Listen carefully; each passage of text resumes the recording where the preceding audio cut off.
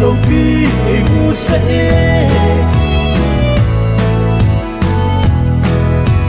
pandai pakai di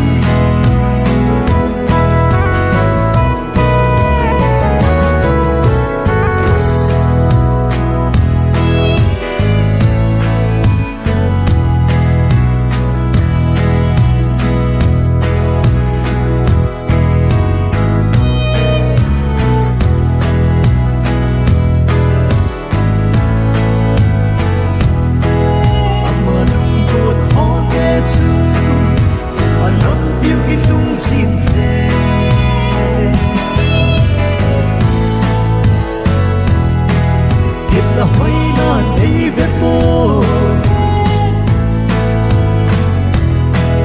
hingal ke ei lenge allo ki ei mu sa e ka ki pantai pakai di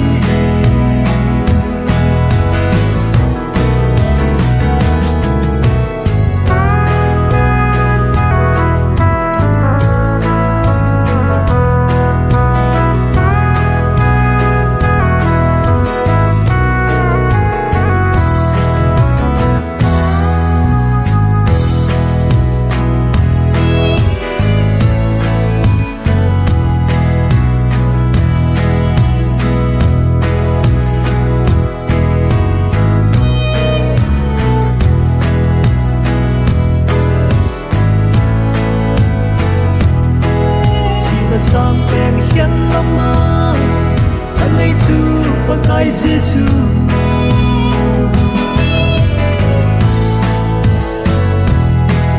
thiệt là hoi na nei ve po hingal ke ei lenge allo ki ei mu sa e pandai pakai di